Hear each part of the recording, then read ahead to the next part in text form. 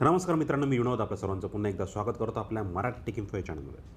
मित्रांनो, R T सन 2025-26च्या शैक्षणिक वर्षाची प्रणाली सुरू झालेली आहे आणि आर टी 25% सन 2025-26 या वर्षाकरिता ऑनलाईन फॉर्म भरण्याची प्रक्रिया सुरू झालेली आहे. त्या संदर्भात नोटिफिकेशन आलेलं आहे. तर नोटिफिकेशन काय सांगतं, कुठकुठले कागदपत्र मागतं, सविस्तर अशी चर्चा करणार आहोत. त्यामुळे सविस्तर पूर्ण व्हिडिओ लक्ष देऊन ऐका, जेणेकरून आपणास समजण्यास मदत होईल. मित्रांनो, थोडा आवाज बसला असल्यामुळे समजून घ्या. बघा मित्रांनो, नोटिफिकेशन आपल्याला सांगते आहे, विषय आहे सन 2025-26च्या शैक्षणिक वर्षाच्या शिक्षण हक्क अधिनियमानुसार दुर्बल व वंचित घटकाकरता 25% ऑनलाईन प्रवेश प्रक्रियेबाबत सुधारित सूचना. बघा मित्रांनो, सन 2025-26च्या वर्षाकरता बालकांचा मोफत व सक्तीचा शिक्षणाचा अधिकार अधिनियम 2009मधील कलम 12C(1) नुसार दुर्बल व वंचित घटकातील बालकांना स्वयं अर्थसहाय्यित शाळा, विना अनुदानित शाळा, पोलीस कल्याणकारी शाळा विना अनुदानित आणि महानगरपालिका शाळा स्वयं अर्थसहाय्यित शाळा शाळेमध्ये आर टी 25% प्रवेश प्रक्रिया ऑनलाईन पद्धतीने राबविण्यात येत आहे. शासन संदर्भ क्रमांक 7 नुसार प्रवेश प्रक्रियेअंतर्गत पात्र शाळांची नोंदणी पूर्ण झालेली आहे. बालकांच्या पालकांकडून ऑनलाईन अर्ज मागवण्याची प्रक्रिया 14/1/25 ते 27/1/25 या कालावधीपर्यंत सुविधा उपलब्ध करून देण्यात आलेली आहे. मित्रांनो, 14 तारखेपासून ते 27 तारखेपर्यंत ऑनलाईन फॉर्म भरायचे आहे. अजून पोर्टलवर ऑनलाईन फॉर्म भरण्याची सुविधा सुरू झालेली नाही. जरी 14 तारीख आली आहे, आत्ता वाजले आहे 9:30 आणि 9:30पर्यंत अजूनही आर टीच्या वेबसाईटवर ऑनलाईन प्रक्रिया सुरू करून देण्यात आलेली नाही, पण आज चालू होण्याची शक्यता आहे. ऑनलाईन प्रवेश प्रक्रिया अर्ज भरण्याकरता मार्गदर्शन सूचना काय आहे? बालकांचा मोफत व सक्तीच्या शिक्षण अधिनियम 2009मधील कलम 12C(1) नुसार दुर्बल, वंचित, आर्थिक व सामाजिक दृष्ट्या मागास घटकातील बालकांना स्वयं अर्थसहाय्यित शाळा, विना अनुदानित शाळा, पोलीस कल्याणकारी शाळा विना अनुदानित आणि महानगरपालिका शाळा स्वयं अर्थसहाय्यित शाळा यामध्ये इयत्ता पहिली किंवा पूर्व प्राथमिक वर्ग या स्तरावर 25% प्रवेश प्रक्रियेकरता दिलेल्या वेबसाईटवर जाऊन अर्ज भरायचा आहे. बघा मित्रांनो, वंचित घटकामध्ये कोणाकोणाचा समावेश होतो हे दिलेलं आहे. अनुसूचित जाती म्हणजे SC, अनुसूचित जमाती म्हणजे ST, विमुक्त जाती अ, भटक्या जमाती ब, भटक्या जमाती क, भटक्या जमाती ड, इतर मागासवर्गीय म्हणजे OBC आणि विशेष मागासवर्गीय म्हणजे SBC. त्यानंतर आर्थिक व सामाजिक दृष्ट्या मागास घटक, HIV बाधित बालके किंवा HIV प्रभावित बालके, अनाथ बालके आणि दिव्यांग बालके या सर्व घटकांचा वंचित घटकामध्ये समावेश होतो.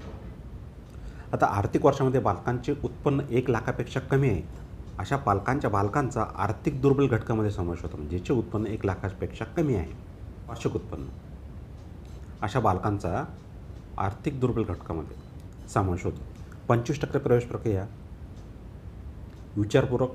बघा मित्र, मी तुम्हाला थोडक्यात सांगतो. तुम्हाला पहिली गोष्ट म्हणजे 10 शाळेची निवड करायची आहे आणि अर्ज भरताना एक लक्षात घ्या, घरापर्यंत जे हवाई अंतर आहे ते गुगल मॅपने आपल्याला निश्चित करायचे आहे.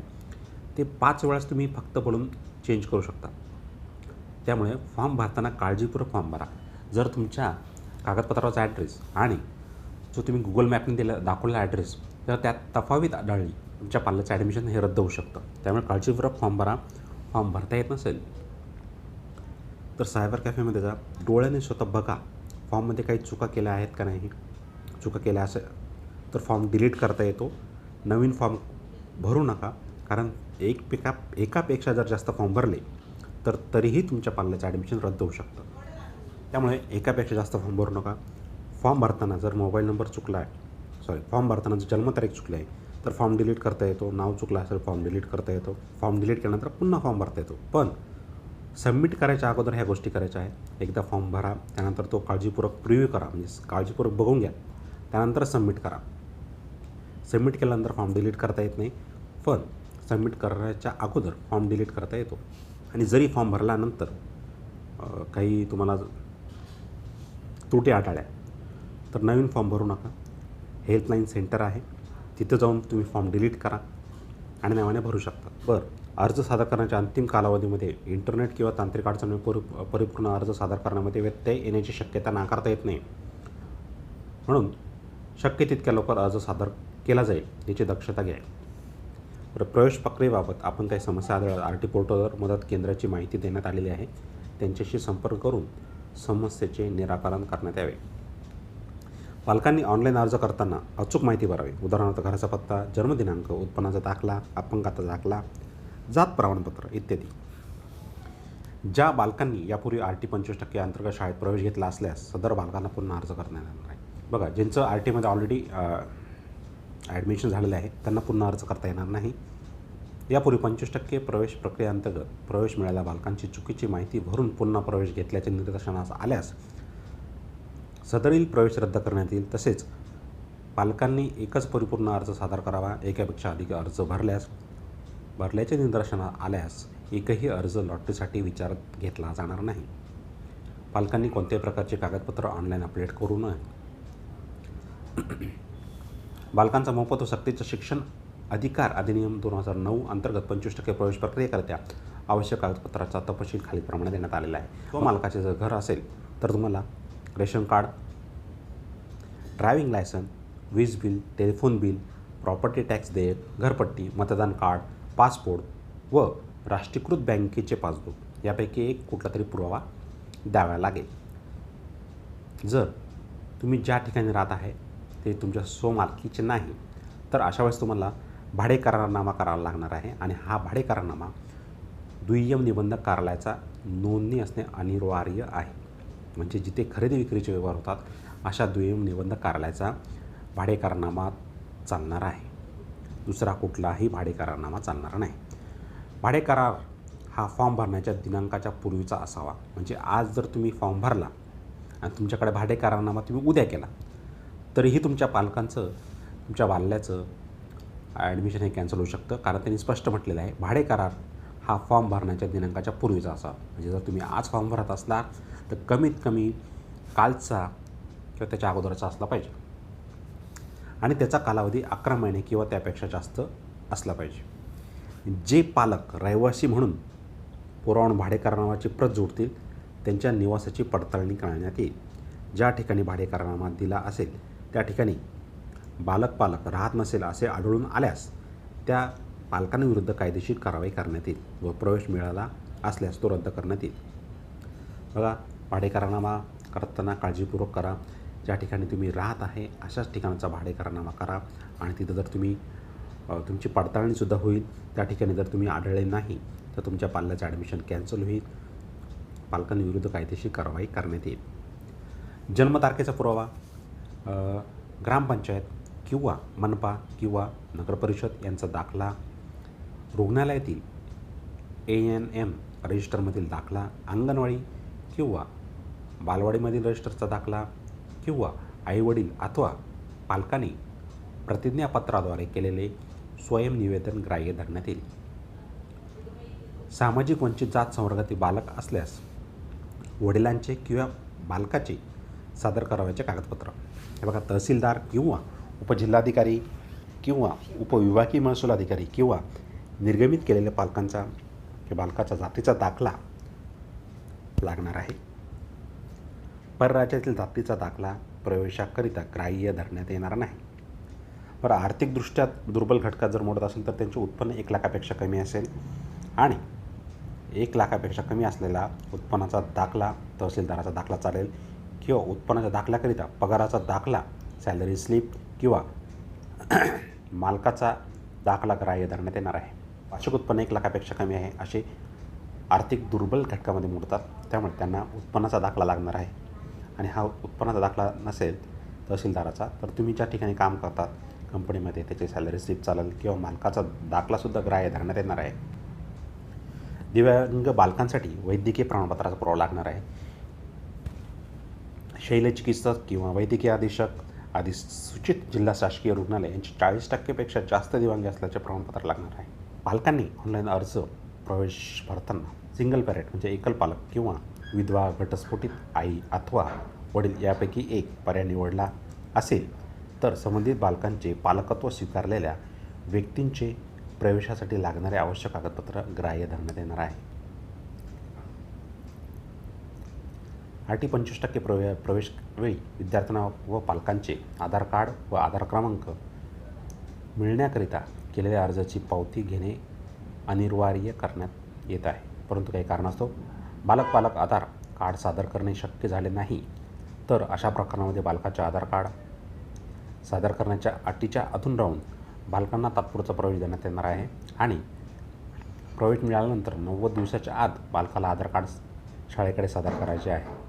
अनाथ बालके, जे अनाथ बालक आहे त्यांना कुठले अनाथ बालक जर वंचित घटकात मोडत असेल तर अनाथ बालकांच्या बाबतीत अनाथालयाची किंवा बाल सुधार गृहाची कागदपत्र ग्राह्य धरण्यात येतील. जर बालक अनाथालयात राहत नसेल तर जे पालक त्याचा सांभाळ करतात त्यांचे हमीपत्र आवश्यक राहणार आहे. अनाथ बालकांच्या संदर्भात इतर कागदपत्र उदाहरणार्थ वार्षिक उत्पन्नाचा दाखला विचारात घेतला जाणार नाही. HIV बाधित किंवा HIV प्रभावित बालक असेल तर अशांसाठी कुठले कागदपत्र लागणार आहे तेच जिल्हा शल्यचिकित्सक वैद्यकीय अधिसूचक जिल्हा शासकीय रुग्णालयांचे प्रमाणपत्र अनिवार्य राहील. घटस्फोटित महिला जर पालक असेल तर अशांसाठी न्यायालयाचा निर्णय घटस्फोटित बालकाच्या आईचा रहिवासी पुरावा, बालक वंचित घटकात असल्यास बालकाचे किंवा त्याच्या वडिलांचे जातीचे प्रमाणपत्र व बालक आर्थिक दुर्बल घटकात असल्यास बालकाच्या आईच्या उत्पन्नाचा दाखला. न्यायप्रविष्ट असलेल्या घटस्फोट प्रकरणातील जर महिला असतील तर प्रकरण न्यायप्रविष्ट असल्याचा पुरावा लागणार आहे. घटस्फोट प्रकरण न्यायप्रविष्ट असल्याच्या महिलेला बालकाच्या आईचा रहिवासी पुरावा लागणार आहे. बालक वंचित घटकात असल्यास बालकाचे किंवा त्याच्या वडिलांचे जातीचे प्रमाणपत्र व बालक आर्थिक दुर्बल घटकात असल्यास बालकाच्या आईचा उत्पन्नाचा दाखला. विधवा महिला असेल तर पतीचे मृत्यू प्रमाणपत्र, विधवा महिलेचा रहिवासी पुरावा, बालक वंचित घटक असल्यास बालकाचे किंवा त्याच्या वडिलांचे जातीचे प्रमाणपत्र, बालक आर्थिक दुर्बल घटकात असल्यास आईचा उत्पन्नाचा दाखला लागणार आहे. ऑनलाईन अर्ज सादर करण्याची प्रक्रिया पूर्ण झाल्यानंतर व्यापक प्रसिद्धी देऊन ऑनलाईन सोडत काढण्याकरिता दिनांक निश्चित केला जाईल. कागदपत्र एक लक्षात घ्या, तुम्हाला आधार कार्ड हे कंपल्सरी आहे. त्यानंतर जर तुम्ही वंचित घटकात SC ST कॅटेगरीमध्ये जर मोडत असाल तर तुम्हाला जातीचा प्रमाणपत्र लागणार आहे, एक तर मुलाचे किंवा त्याच्या वडिलांचे. दुसरी गोष्ट म्हणजे रहिवासी पुरावा लागणार आहे. जर घर स्वतःचं असेल तर वरील सांगितल्याप्रमाणे रेशन कार्ड, ड्रायव्हिंग लायसन, वीज bill, telephone bill, property tax, घरपट्टी, मतदान ओळखपत्र, पासपोर्ट व राष्ट्रीयकृत बँकेचेच पासबुक यापैकी कुठले तरी एक पाहिजे. थोडक्यात मी तुम्हाला सांगतो तुम्हाला कुठले कागदपत्र लागणार आहे. जर तुम्ही वंचित सामाजिक घटकामध्ये मोडत असाल तर तुम्हाला कास्ट सर्टिफिकेट एक तर वडिलांचं किंवा मुलाचं लागेल. दुसरी गोष्ट म्हणजे आधार कार्ड तुम्हाला लागेल.